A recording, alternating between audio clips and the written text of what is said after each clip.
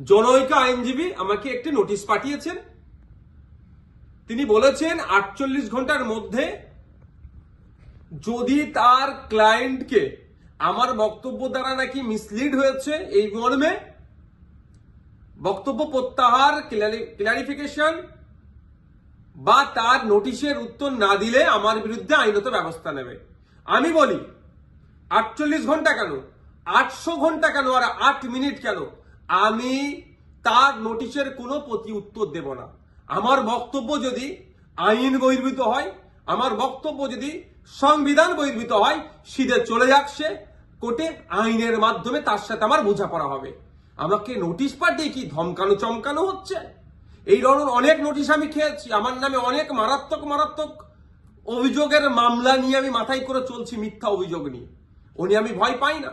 কেউ যদি মনে করেন নওশাদ সিদ্দিকীকে এই নোটিশ পাঠিয়ে ধমকাবো চমকাবো বসিয়ে দেব, আমি তাতে আমি ভয়ও পাবো না, আমি চমকেও যাব না। কারণ আমার অনেক দেখা হয়ে গেছে এইগুলো। কারণ আমি বলে যাই, আর কাকতলীয় ভাবে বলছি না, এটা বাস্তবিক হয়েছে। 2019 সালে কেন্দ্রের সরকার নিয়ে এসেছিল এক বিভাজনের বিল, সিএএ। যখন আমার বড় ভাইজান পিরজাদা আব্বাস সিদ্দিকীর নেতৃত্বে সারা বাংলায় যখন বিজেপির বিরুদ্ধে আন্দোলন আমরা সংগঠিত করেছিলাম, ওই সময় গভীর রাত্রে আমাদের বাড়িতে পুলিশের দ্বারা হামলা চালানো হয়েছিল। সেই রাত্রে আমি সুপ্রিম কোর্টে এসেছিলাম, তারপরের দিনে মামলা করব বিজেপির বিরুদ্ধে, কেন্দ্র সরকারের বিরুদ্ধে। আর এখন আমরা যখন এই ওয়াকফ সংশোধনের বিরুদ্ধে মাঠে ময়দানে গণতান্ত্রিক প্রক্রিয়ায় লড়াইয়ের বার্তা দিচ্ছি এবং আইনি লড়াই করবে বলে তার প্রস্তুতি নিচ্ছি, আমাদের বাড়িতে নোটিশ চলে আসলো। নোটিশ আসুক, 100 বার নোটিশ আসুক, এতে আমি ভয় পাই না। কিন্তু এটুকু আমি বাংলার মানুষকে জানিয়ে রাখতে চাই যে যারা প্রতিনিয়ত মুসলিমদের বিরুদ্ধে কথা বলছে, মাদ্রাসা নিয়ে কথা বলছে, মসজিদ নিয়ে কথা বলছে, কোরআন শরীফ নিয়ে কথা বলছে, তাদের বিরুদ্ধে নোটিশ যাচ্ছে না কেন, তাদের বিরুদ্ধে আইনত ব্যবস্থা গ্রহণ করছে না কেন? এরা তৃণমূলের মুসলিম বিধায়কদেরকে বিধানসভা থেকে চাংতলা করে রাস্তায় ফেলে দেবো বললেও তাদের বিরুদ্ধে আইনত ব্যবস্থা গ্রহণ করছে না, নোটিশ পাঠাচ্ছে না।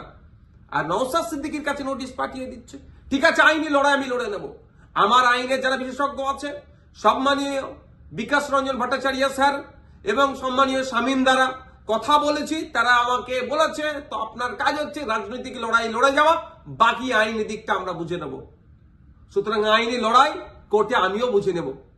কিন্তু আমার প্রশ্ন, যারা প্রতিনিয়ত মুসলিম সম্প্রদায়কে, মাদ্রাসা মসজিদকে আক্রমণ করছে, বিষ উগলাচ্ছে, তাদের বক্তব্যতে হিন্দু মুসলমানের মধ্যে যে সম্প্রীতি, যে ঐক্য বাংলায় বিনষ্ট হতে পারে, তাদের বিরুদ্ধে কটা নোটিশ করা হয়েছে, তাদের কজনের বিরুদ্ধে আইনত ব্যবস্থা গ্রহণ করা হয়েছে, বাংলার মানুষ একটা জানবেন, আমিও জানতে চাইছি। শুধু তাই নয়, আমাদের রাজ্য সরকারকে, আমাদের রাজ্য সরকারের যিনি প্রধান মমতা ব্যানার্জি মহাশয়াকে একটা বক্তব্য শুনেছিলাম কি জঙ্গি যোগ না কি বলে দেখে দিয়েছিল, তখনও চুপ করেছিল। আর নওশাদ সিদ্দিকীর বিরুদ্ধে নোটিশ, ওই নোটিশ পাঠিয়ে আমাকে কেউ ভয় পাওয়াতে পারবে না। বিজেপির এই ওয়াকফ আন্দোলনের বিরুদ্ধে, সংশোধনী যে নিয়ে এসেছে ওয়াকফ, এর বিরুদ্ধে আন্দোলন জারি থাকবে। এই অসাংবিধানিক, অগণতান্ত্রিক এরা যুক্তরাষ্ট্রীয় পরিকাঠামোকে ভেঙে দেওয়ার যে সংশোধনী নিয়ে এসছে, এর বিরুদ্ধে লড়াই জারি থাকবে। যখন আমাকে খোঁচা দিয়েছে, আমি কয়েকটা প্রশ্ন বাংলার মানুষের কাছে তুলে ধরতে চাইছি এবং সর্বোপরি তৃণমূল কংগ্রেসের কাছেও তুলে ধরতে চাইছি, এর উত্তর দিতে হবে। আমরা জানতে পেরেছি বেশ কয়েকজন এমপি পার্লামেন্টে অনুপস্থিত ছিল, তাদের বিরুদ্ধে তৃণমূল কংগ্রেস দলগতভাবে কি ব্যবস্থা গ্রহণ করছে, কি নোটিশ পাঠাচ্ছে, কি শোকজ করছে, তাদের বিরুদ্ধে কি অ্যাকশন নেবে, সেটাও পাবলিক ডোমিনে দিতে হবে এবং কি নিচ্ছে সেটাও যেন জানানো হয়। দ্বিতীয় হচ্ছে, যারা পার্লামেন্টে উপস্থিত ছিলেন, টোটাল আমরা যতটুকু জানা আছে পার্লামেন্টে দুটো কক্ষ মিলিয়ে, লোকসভা রাজ্যসভা মিলিয়ে তৃণমূল কংগ্রেসের এমপির সংখ্যা প্রায় 42টি। এই 42 জনের মধ্যে কতজন ভোটাভুটিতে অংশগ্রহণ করেছে এবং যারা ভোটাভুটিতে অংশগ্রহণ করেছে কতজন ওয়াকফ সংশোধনী বিলের বিরুদ্ধে ভোট দিয়েছে না অন্য কোথাও ভোট দিয়েছে, সেটাও পাবলিক ডোমিনে পাবলিশ করা হোক, অর্থাৎ জনগণের সামনে তুলে ধরা হোক। তাহলে দুধকে দুধ পানিকে পানি হবে। নাহলে এই ধরনের ঘটনা ঘটতে পারে যে উপস্থিত ছিল ভোট দানের সময় এই ওয়াকফ সংশোধনীর পক্ষে বিরুদ্ধে না ভোট দিয়ে বিজেপিকে সুবিধা করার জন্য তাদের পক্ষে ভোট দিতেও পারে, বিশ্বাস নেই এদেরকে আমার। তাই এই ডেটাটা পাবলিক ডোমিনে দেওয়া হোক। আর 3 নম্বর যেটা, যে 2021 সালে এমএলএ বিধানসভা নির্বাচনের সময় বলেছিল বিজেপিকে আটকাতে হবে, ভোটটা আমাদের দিন তৃণমূল কংগ্রেস।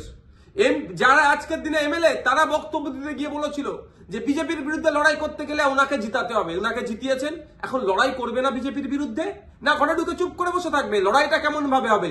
গণতান্ত্রিক প্রক্রিয়ায় মাঠে ময়দানে নেবে, আন্দোলন সংগঠিত করতে হবে, আর একটা গণতান্ত্রিক প্রক্রিয়ায় আইনের সহযোগিতা নিতে হবে। এই যে বিজেপি ওয়াকফ সংশোধনী বিল নিয়ে এসেছে, এটাকে প্রত্যাহার করার দুটো রাস্তা। একটা হচ্ছে জনগণের চাপ সৃষ্টি করে, যেটা সংখ্যালঘুদের উপরে যে দমনপীড়ন হচ্ছে, ভারতবর্ষের পশ্চিম বাংলায় সংখ্যাগুরু মানুষদেরকে দায়িত্ব নিতে হবে। এই সংখ্যালঘুদের উপরে যে দমনপীড়ন নেমে আসছে সেটাকে প্রোটেক্ট কিভাবে করবে, অর্থাৎ মাঠে ময়দানে সংখ্যালঘু থেকে শুরু করে সংখ্যাগুরুরা মিলে আন্দোলন সংগঠিত করবে, জনপ্রতিনিধিদেরকে সামনে রেখে সাথে নিয়ে একটা দিক। আর একটা হচ্ছে সুপ্রিম কোর্টের দ্বারস্থ হয়ে আইনের মাধ্যমে এই যে নতুন আইন তৈরি করতে চলেছে, এই আইনটাকে রদ করা। এখন আমার বলার বিষয়, পশ্চিমবাংলায় 200-র অধিক তৃণমূল কংগ্রেসের বিধায়ক আছে। সেই সমস্ত বিধায়কদেরকে প্রত্যেকজন যাতে একটা করে মামলা করে, তার জন্য প্রস্তুতি নিতে হবে। এবার আমি এটা তৃণমূল কংগ্রেসের সুপ্রিমোকে বলছি, তৃণমূল কংগ্রেসের দলকে বলছি এবং সাধারণ ভোটারদেরকে বলছি। ভোটের সময় কিন্তু এই সমস্ত এমএলএ গুলো প্রার্থী ছিল, তারা বলেছিল বিজেপির বিরুদ্ধে লড়াই করবে। আজকে বিজেপির বিরুদ্ধে লড়াই দেখানোর জায়গা হচ্ছে মামলা করতে হবে। এদের 42 জন রাজ্যসভা লোকসভা মিলিয়ে এমপি আছে, 42 আর এই প্রায় 220টা মতো, 250-র অধিক মামলা কিন্তু তৃণমূল কংগ্রেসকে করতে হবে। তার পয়েন্ট অনুযায়ী আমি বলে দিচ্ছি, এইটা চাপ তৈরি করতে হবে। আমি নওশাদ সিদ্দিকী একা যদি আমি একাধিক মামলার দায়িত্ব নিতে পারি, হাজার হাজার মামলা হবে ওয়াকফ সংশোধনী বিলের বিরুদ্ধে, সেটা আমি ভালো করে জানি, বিজেপিও জানে, তৃণমূল কংগ্রেসও জানে, আমি পাবলিকও জানে। কিন্তু তৃণমূল কংগ্রেস কটা মামলা করছে, না মামলা না করে বিজেপিকে জায়গা করে দিচ্ছে, সেটাও পাবলিককে দেখতে হবে। ভোটার যারা ভোট দিয়েছিলেন 2021 সালে, যারা ভোট দেননি তৃণমূল কংগ্রেসকেও, কিন্তু আপনার জনপ্রতিনিধি যারা এলাকায় আছে তাদের কাছে তুলুন আওয়াজ যে আপনাদেরকে মামলা করতে হবে। মালদা থেকে কংগ্রেসের একজন এমপি আছেন, তাকেও আমি অনুরোধ করছি, আপনিও সুপ্রিম কোর্টে চলেন, গিয়ে মামলা করবেন। এখন দেখার বিষয় তৃণমূল কংগ্রেসের কতজন এমএলএ, কতজন এমপি মামলা করছে এবং আমরা ভোটাররা কতজনকে মামলা করাতে পারছি প্রেসার বিল্ড আপ করে, সেটাই এখন দেখার বিষয়।